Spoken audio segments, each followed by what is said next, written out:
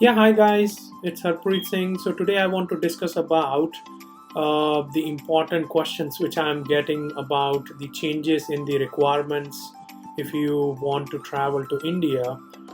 Because due to the Omicron variant, the new COVID-19 variant from African countries, due to that variant as well, so Indian government has also decided to put more requirement if you want to travel to India, especially the air travel. So you need to meet these requirements. So from December 1st, these requirements are put in place. So if you are planning to travel India, it requires that all travelers, and some of the requirements are the same if you have traveled before to India during COVID. So you need to fill a self declaration form on the website of the airport you're landing. Either if it's suppose New Delhi airport, then you have to go to New Delhi's airport website. There is a self declaration form on their Air Suvidha portal, which you just need to fill in, which will ask you the basic information about your travel. So the second requirement is you need to upload the negative COVID, and it's an RT-PCR test. Just remember that, not an antigen test, not some other rapid antibody test. It's an RT-PCR test. So they are very strict about it. If it's some different test, unfortunately, you have to give the test at arrival again, or most probably the airline will not even give you the boarding pass. So remember, it's RT-PCR test. So yeah, the test need to be conducted within 72 hours from when you're undertaking your journey. So then the third requirement is you need to submit a declaration, at least to authenticating that whatever you're uploading, it's a genuine report, because there have been many, I think, scams going on and things. People are just falsifying these documents just to produce these reports when their test is not already conducted. Unfortunately, there are scrupulous businesses who have developed around giving false reports which people use. But remember, there can be criminal prosecution against if it came to know you have falsified these reports. So you need to attest to that these reports are genuine. And then it's the passengers. Now, which passengers will have the requirements, because there are at-risk countries. So some of the strict requirements are applied, which I will cover in a minute, to at-risk countries. So these at-risk countries are the countries in Europe, including the United Kingdom, South Africa, Brazil, Bangladesh, Botswana, China, Mauritius, New Zealand, Zimbabwe, Singapore, Hong Kong, and Israel.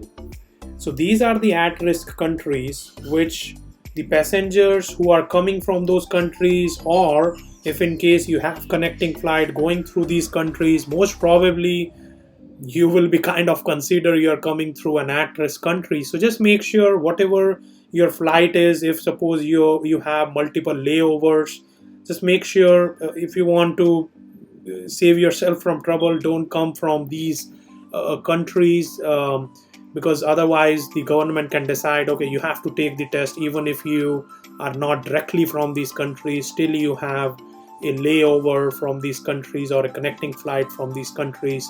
So just make sure that so the basic requirements are: before boarding, the passengers originating or transiting from at-risk countries, which I was just mentioning, shall be informed by the airline that they will undergo post-arrival testing and quarantine if tested negative, stringent isolation protocol if tested positive.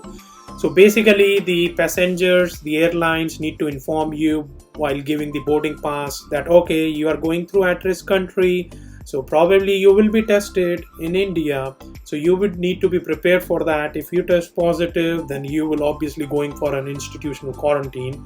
Otherwise, you will still do a self monitoring of your health for 14 days or so.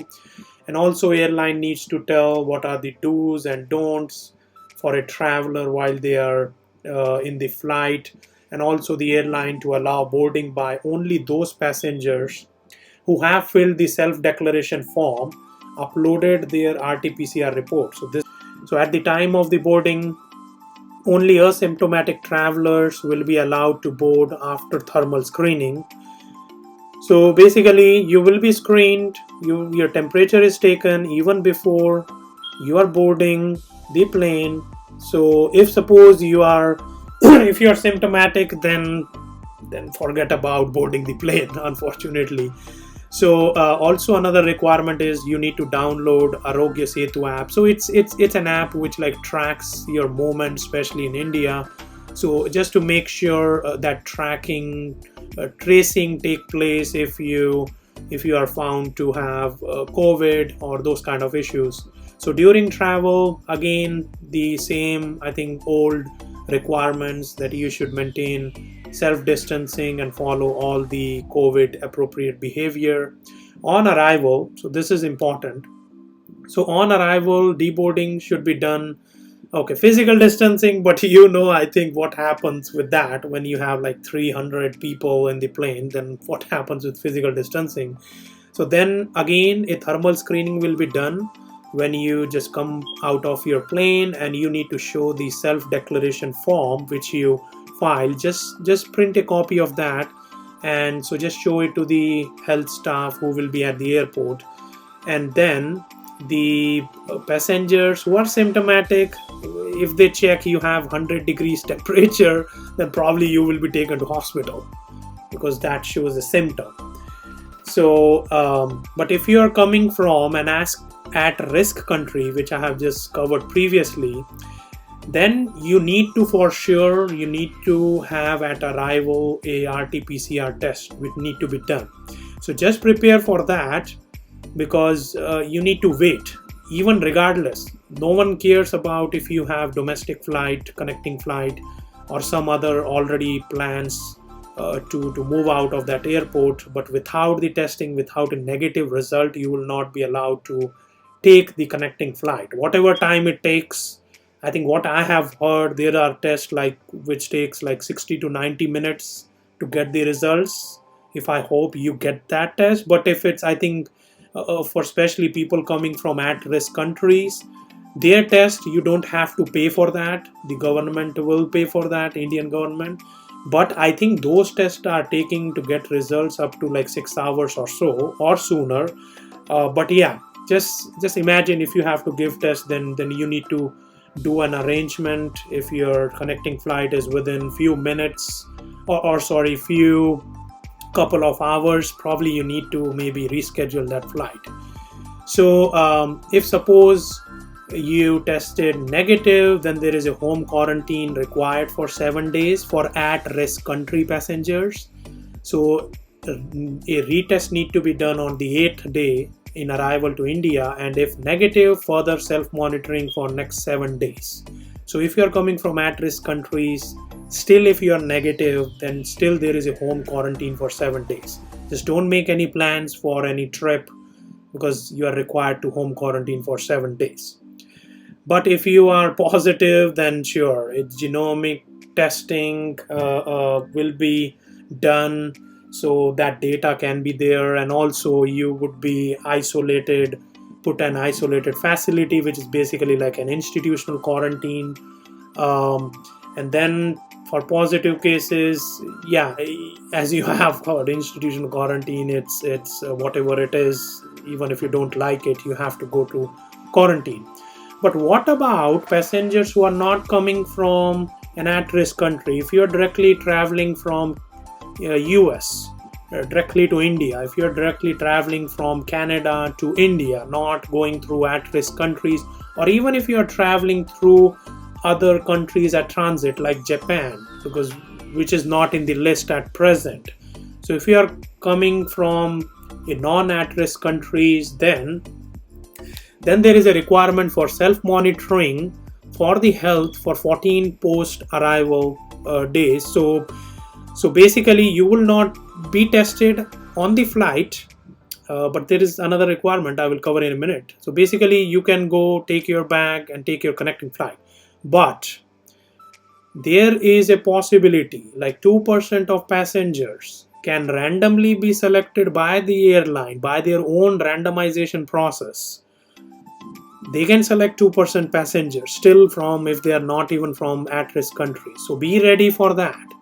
The guideline says the airline needs to inform the passenger before the arrival that if you are selected, they need to inform you that you can prepare yourself before that, or if you need to reschedule your domestic flight, just call them and just cover that. But the flight, I think, as per the guideline, the airline staff members need to inform you, oh, you are one of the person who are selected for random testing. So there will be testing done for that. And most probably what I have heard, the cost of the testing for such shall be borne by the traveler identified by the random testing themselves. So basically you have to pay for that if you are selected for random testing, which is not good. So basically laboratories shall prioritize testing of the sample from such passengers. So maybe I think you will get that rapid, I think RT-PCR, like 60 to 90 minute one, but I'm not sure. But still there is a requirement even if you are not from at-risk countries, so there can be a possibility you can be tested. So be ready for that. If you have a flight, just ask about how much time it may take. So based on that, you can reschedule or maybe just continue with your flight. So if travelers under home quarantine or self-help monitoring develop symptoms suggestive of COVID-19, they will immediately self-isolate and report to their nearest health facility. So basically, it's your own duty if you develop symptoms within those 14 days, even if you are tested negative while at arrival, and also there have been no requirement of any issues with quarantine. So still in that situation, if you come across those symptoms, you need to inform the authorities. And also if you are coming from seaport, land port, which I think most of the people don't come, this requirement about self-declaration doesn't apply because they don't have any way to provide those self-declaration forms and so on so things. So and if suppose you have a children under 5 years of age, those are exempt by both the pre and the post arrival testing.